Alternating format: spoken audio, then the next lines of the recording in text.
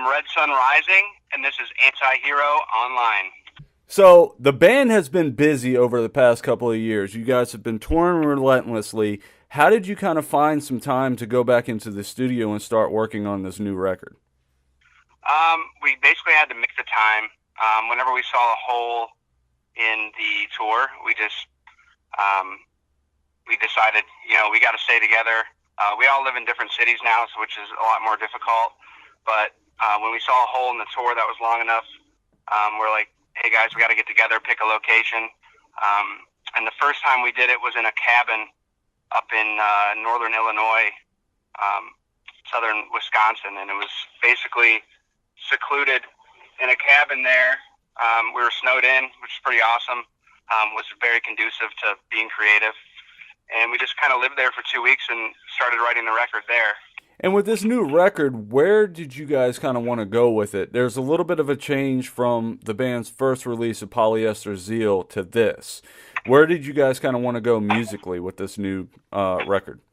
Well, we definitely wanted to have more of a raw sound on this record, which I think we accomplished.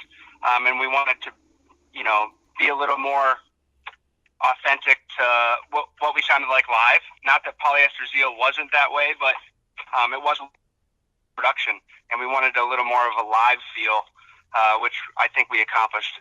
As far as the songwriting, I think we took a lot more risks on Thread than we did on Polyester Zeal, meaning we weren't afraid to, not follow the rules of what a song template should be. The reason that is because I think a lot of the radio, especially radio nowadays, I felt like a lot of rock music was starting to sound the same. So it was another way to try to combat that, and I think we did a good job. And that's part of the challenge of being a band that kind of sticks out from the rest of the music industry is a lot, like you said, everything kind of sounds the same. Is that something that you had in your mind when you were going in and you were writing this new record? You wanted everything to be different from what you were hearing on the radio? Yes and no. Our biggest motivation is just to really write music that we love and we believe in. Naturally, that I think sets us apart because we rely on what we want to hear, not so much of what people want to hear and what's working in the industry, so to speak. So if we just stay true to ourselves, it's going to come out naturally, and I think that's the best way to be, instead of trying to force something into a box to package it so people will buy it. And I think that's why our music sounds the way it does, because it's real and we're passionate about it. And fans of the band know the term thread very well.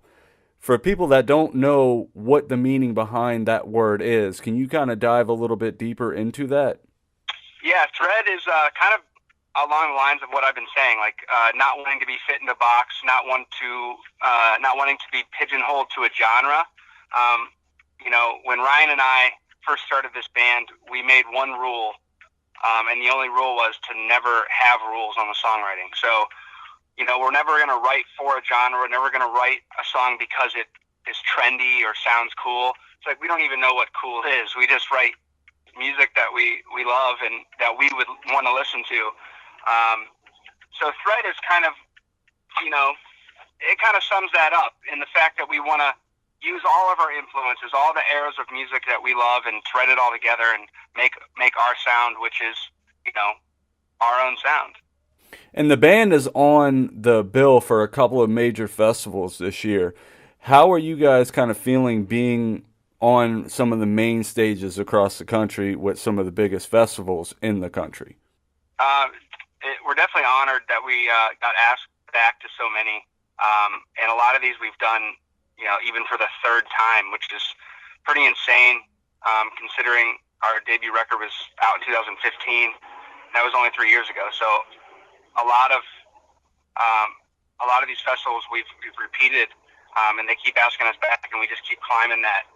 Our font gets a little bigger on the poster every year, and that feels good. And it those festivals, I think, in a way, justify a little bit of all the hard work and all the grinding you do while touring. When you get to see your name start to rise every year, it kind of makes you feel like all that hard work was justified a little bit. And is there any particular festival that you're kind of looking forward to the most, or just all of them in general? I would say the most Rock on Range, and reason being is because we're from Ohio, and it's in some ways a homecoming show. And the last time we played it, the response was phenomenal from not only Rock on the Range goers, but from the local, Ohio region people that have seen us kind of grow up and watched our band before we were signed. So that's kind of a special. It's always kind of a special day for us to come back and see those people.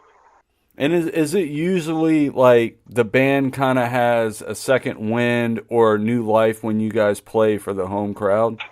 Yeah, there is just that extra element of it being special, and it's especially when you look out and you see the sea of people and you recognize just a few faces. I mean, of a few thousand people, 10,000 people or whatever it is, and you can kind of look out there and you see some familiar faces that you've seen over the years. That's kind of a cool feeling. And the band has released a couple of music videos for the new album. Kind of touching on the creativity of the videos, what did you want to kind of portray to the audience when you guys were going through the creative process and kind of working out the elements for the music videos?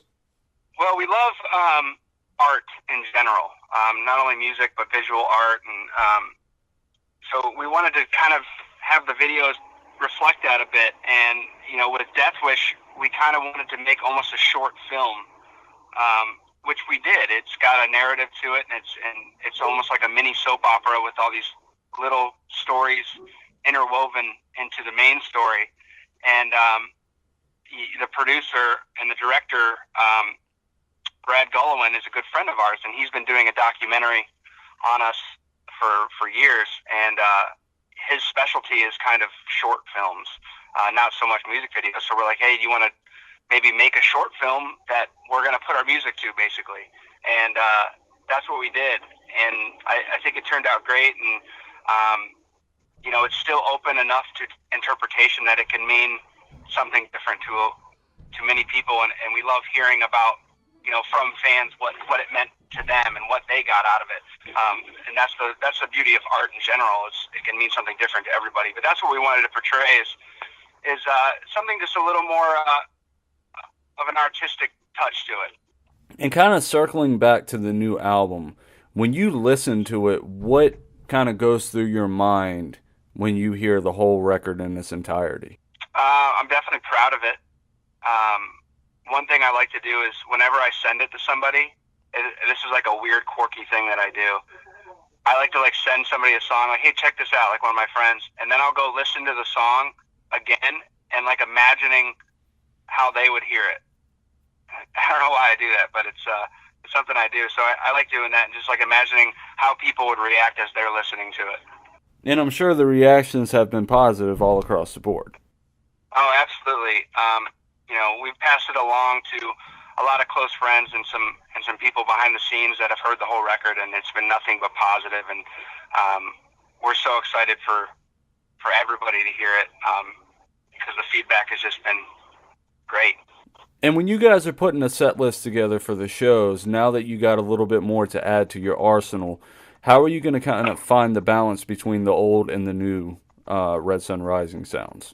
I think the cool thing is now we can change the setup a lot, and that might happen from time to time throughout the headline tour. We might try a song one night and then play a different song the next night, or take some songs off Polyester Zeal and kind of really mess with them. Like maybe we'll do a full piano version of one, just because we can now. We love messing with the songs and trying new stuff live, and that's where you're going to see a lot of from us live, moving forward. And for you, and I know this might be a hard question, it's kind of like picking what child is your favorite, but off of the record, what is your favorite song? That is tough. And like you said, I always refer to the songs as children as well. I would say there's two really that are the absolute closest to me, and that's Stealing Life and Left for Dead. Those two are probably the two closest to me, and I'm obviously really proud of everything that's on that record, but those two stick out for me. And why do they stick out to you? Just lyrically, the lyrics are very personal to me, and probably the most personal. Not that the other ones aren't, because I had a lot to do with all the lyrics, but those two in particular are very personal to me. I think that kind of brings up the bigger end of the spectrum. You're kind of pouring your heart and soul into the music, and then there's kind of those couple of songs that just stick out the most when you go through and you just listen to the final product. Yeah, absolutely. I mean, that's why we do this. I mean, we take our art very seriously, but we don't take ourselves very seriously. So even though there's a lot of dark songs on the record, we're generally happy people because we get any of those dark thoughts or any of that sadness out through our music, and it's kind of therapeutic in that way. That's awesome. And that's pretty much everything that I got for you. Is there anything that I didn't touch on that you would like to add? I would just say encourage people to come out and see us live and grab the record. Oh yeah, they're definitely in store for a good show if they come and see you guys live. I can attest to that.